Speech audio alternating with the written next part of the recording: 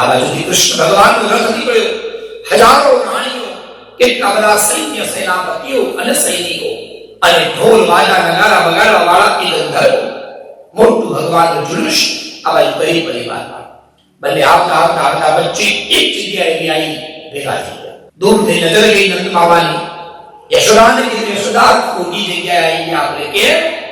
અરે આપણો લાલો તો જુઓ, કેટલો મોટો રાજા થઈ ગયો છે, કેટલા મોટા રથમાં બેઠો છે, કેટલો મોટો સુવર્ણનો મુકુટ પહેર્યો છે ને, અને કેટલા બધા સૈનિકોની સુરક્ષામાં.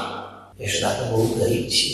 નંદરાય, હું એક વાર ગઈશ ને કહ્યા કે બધું છોડીને આવતો યશોદાની જોડે એકવાર લઈ તો જાઓ, પણ તારો અવાજ નહીં જાય યશોદા.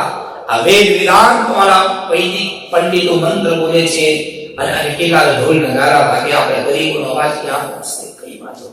ચાલો ત્યારે આપણે પાછળ લગાવીએ. અને હવે યશોદા પાછું જવા માટે ગોળ ફર્યો.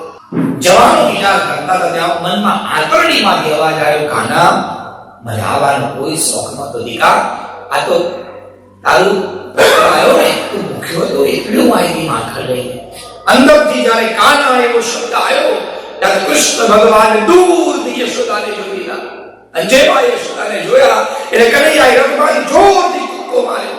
માથાનો દ્વારકાનો મુકુટ જમીન પર પડી ગયો. લોકો ગભરાઈ ગયા. અરે આ શું? લોકો કૃષ્ણની પાછળ પાછળ દોડે, કૃષ્ણ ગાડાની જેમ દોડે.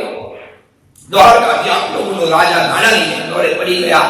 પગમાં ગોઠણમાં વાગ્યું, લોહી નીકળ્યું, માથા પર લોહી નીકળ્યું, તોય કનૈયો ઊભો થઈને દોડે. દોડતા જઈને જતી યશોદાને પાછળથી છોડી પડી. માં જાય છે મને મળ્યા વગર. યશોદા ગોળ ફર્યા, દેખાતું નતું, કનૈયાને જોઈ નહોતી શકતી. પણ કનૈયાના હાથ પકડ્યા, એનો કભો પકડ્યો, ગાલ પકડ્યા.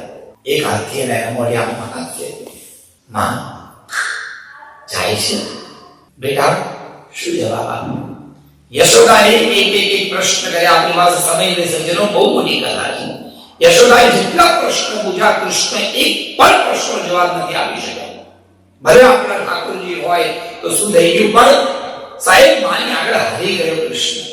યશોદાએ પૂછ્યું, બેટા આટલા વર્ષો વીતી ગયા, કોઈ દિવસ મારી યાદ ના આવી? ચૂપ છે કૃષ્ણ. બીજો પ્રશ્ન પૂછ્યો, કૃષ્ણ લગ્ન કર્યા તો મારી યાદ ના આવી? મારા જીવનની એક જ ઈચ્છા, તારા લગ્ન કરાવવાનું. હું રોજ બોલતી તારા લગ્ન કરાવું, તારા લગ્ન કરાવું, તારા લગ્ન કરાવું, તો મારી યાદ નહીં. છોડ, તારા ઘરે દીકરા આવ્યા, દીકરાના ઘરે દીકરા થયા, અને તારા બાળકો જયારે મારું દૂધ પીતા હતા ત્યારે તને આ દૂધ પીવડાવવા વાળી યશોદા યાદ ના આવી? કૃષ્ણ ચૂપ. શું જવાબ આપે? માં છોડી બધી વાત, તું મને જવાબ આપ. મારી માટે માખણ લાવી કે નહીં? હવે યશોદા ચૂપ થઈ. મનમાં વિચારી, માખણ તો લાવી છું, પણ હવે ખાટું માખણ. મારો દીકરો તો તાજું માખણ ખાવાનું આદિ છે, અને ક્યાંક જૂનું માખણ ખાવે. એટલે માખણ આપવું એની બરાબર કે ના નથી લાવી. અરે માં જુઠ્ઠું બોલે. આમ કરતા કરતા હાથની પેલી મટકી પર નજર પડીને લેવા જાય ત્યાં યશોદાએ મટકી ફેંકી દીધી, જમીનમાં પડી અને માખણ ઢોળાઈ ગઈ. માટી વાળું માખણ થયું. કૃષ્ણ ત્યાં ગયા અને ઉલટા ઊંડા પગ કરીને નાના બાળકની જેમ બેસી ગયા. સજ્જનો, માટીમાં પડેલું ગંદુ માખણ કૃષ્ણએ હાથમાં લીધું અને મોઢામાં મૂક્યું. એક બે આમ કોળિયા ખાધા. પેટમાં યશોદા આવ્યા, કનૈયાની બાજુમાં બેઠા અને વર્ષો પછી એક સ્વામીનો પાદ લીધો. કૃષ્ણનું મોલ શું બેટા, બહુ માખણ નાખીશ, એ જૂનું છે, પેટમાં મૂકશે.